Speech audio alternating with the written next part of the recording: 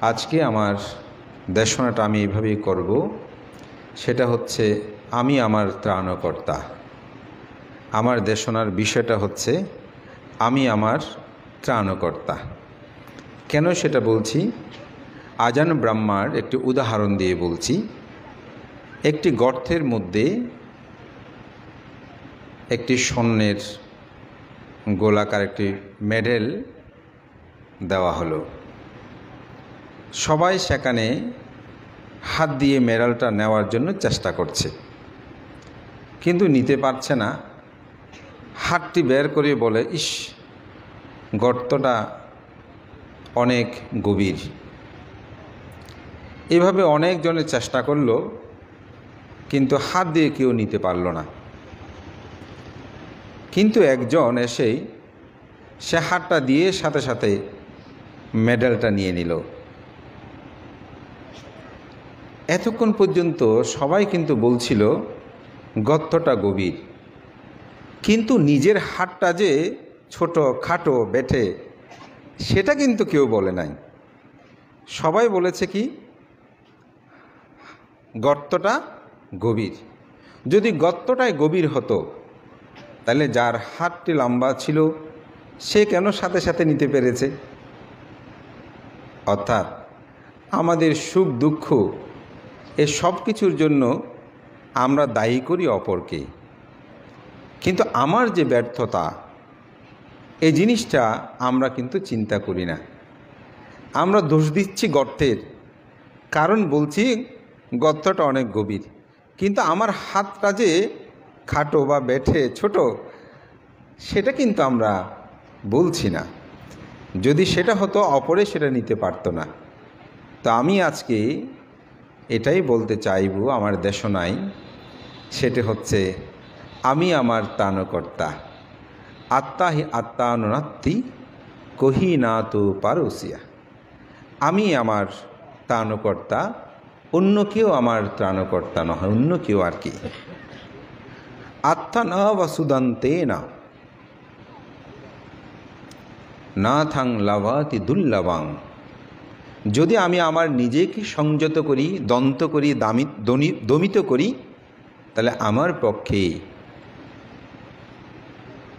সে দুর্লভ আশ্রয় তথা নির্বাণ লাভ সম্ভব হবে। তো কেন আমরা নির্বাণে যাব, এই বিষয়টা আমাদেরকে প্রথমে উপলব্ধি করতে হবে। মহাকারণিক তথাগত বুদ্ধ তিনি রাজকুমার সিদ্ধার্থ অবস্থায়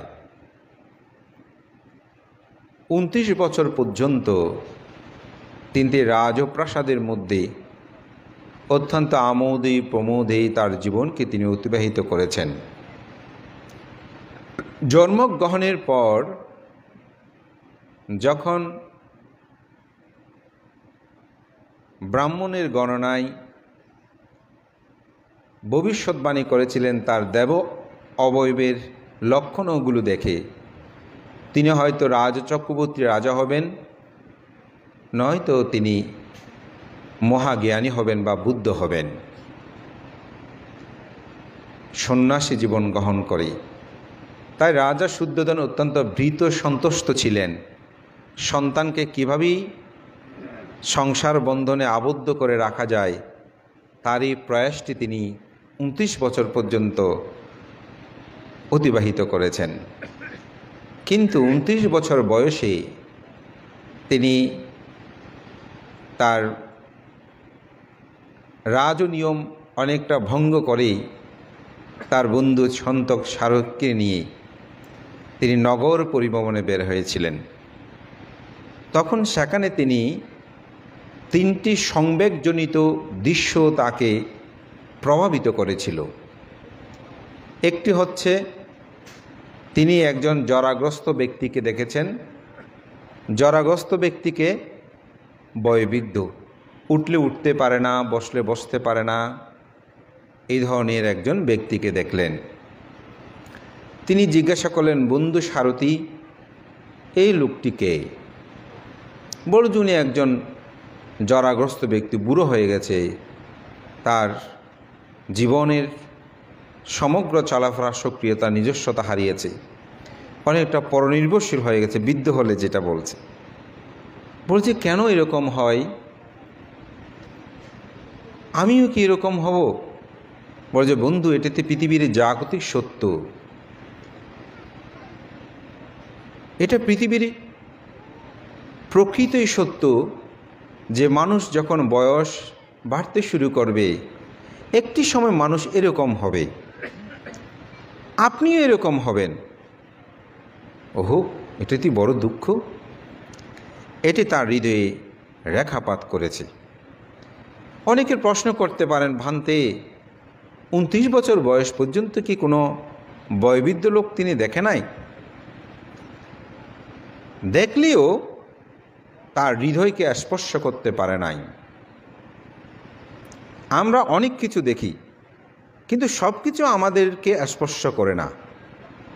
যেমন পরম শ্রদ্ধেয় সাদানন্দ মহাতের বনভান্তের জীবনী যখন আপনি দেখবেন, তখন দেখা গেল তিনি 29 বছর বয়সে 12 বছরের একটি ছেলের মৃত্যু দেখে তাহার মধ্যে কিন্তু সংবেগ উৎপন্ন হয়েছিল, যার কারণে তিনি চট্টগ্রাম বৌদ্ধ বিহারে এসেই দীপঙ্কর ভান্তের কাছে তিনি নির্বাণ তথ্য খুঁজেছিলেন এবং প্রব্রজ্য গ্রহণ করেছেন। পরবর্তীতে তার ধ্যান ও সাধনার আগ্রহ দেখে ভান্তে তাকে বনান্তরিত হওয়ার জন্যই বলেছিলেন। আমি এটাই বলছি, 29 বছর পর্যন্ত কি তিনি কোনো মৃত দেখে নাই? দেখেছে, কিন্তু হৃদয়ে স্পর্শ করতে পারে নাই, সংবেগ উৎপন্ন হয় নাই। তো রাজকুমার সিদ্ধার্থ হয়তো বৃদ্ধ দেখলেও জরার যে যন্ত্রণার কাতরতা, এটি তার হৃদয়ে স্পর্শ করার মতন কোনো দৃশ্যপট দেখা যায় নাই। এবং রাজারও এই ধরনের একটা নির্দেশনা কিন্তু ছিল। ধর্মপ্রাণ প্রিয় উপাসক উপাসিকাবিন্দু, দ্বিতীয় যেটা দেখেছেন, একজন ব্যাধিগ্রস্ত ব্যক্তি, অর্থাৎ রোগে তিনি ক্রন্দন করছে। বন্ধুকে জিজ্ঞাসা করলেন, আমিও কি এরকম হব? বলে যে হ্যাঁ, আপনি এরকম হবেন, জগতে সবাই এরকম হয়। তখন তার মধ্যে সংবেগ উৎপন্ন হলো, আমি এরকম হব। তৃতীয় দেখলেন যে 4টা লোক একটি মানুষকে ভার করে নিয়ে যাচ্ছে, মানুষটার কোনো নড়াচড়া নাই। জিজ্ঞাসা করছে, বন্ধু এটা কে, কী হয়েছে ওনার? বলছে এই মানুষটা মৃত্যুবরণ করেছে, তার প্রাণবায়ু নাই, নিতার নিস্তব্ধ দেহ পড়ে আছে, তাকে শ্মশানে নিয়ে যাচ্ছে, তার দাহকার্য করা, অর্থাৎ অন্ত্যেষ্টিক্রিয়া হবে। বলছে আমি এরকম মরব? বলছে হ্যাঁ, জগতে সবাইকে মরতে হয়, তার মধ্যে এই সংবেগ উৎপন্ন হয়, আমিও মরব। এখন সংবেগ শব্দটা আসলে কি? আমাদের পরম শ্রদ্ধেয় প্রজ্ঞালোক ভান্তের যোগনীতি গ্রন্থে এই সংবেগ সম্পর্কে খুব সুন্দর কিছু ব্যাখ্যা আছে। সংবেগ মানে নিজের আত্মজিজ্ঞাসা, আমি কেন এমন হলাম, আমি কেন এমন হব, কেন পৃথিবী অনিত্য, কেন পৃথিবী অনাত্মা, কেন পৃথিবী দুঃখময়। এটি নিজের অন্তর্জগতের মধ্যে চেতনা জাগ্রত হওয়া, এটাকে বলা হচ্ছে সংবেগ। যেমন আপনাদের মধ্যে চান্দামণি ফাড়া এখানে যখন আসেন, আপনারা একটা চিন্তা করেন, উনি কীভাবে কত শ্রদ্ধায় এই বুদ্ধ মুক্তি তিনি বার্মা থেকে নিয়ে এসেছেন, কি শ্রদ্ধা ছিল ওনার, আমার কি এরকম শ্রদ্ধা আছে, আমি কি করছি, আমার কি করা উচিত, এই চিন্তাকে বলা হয় সংবেগ।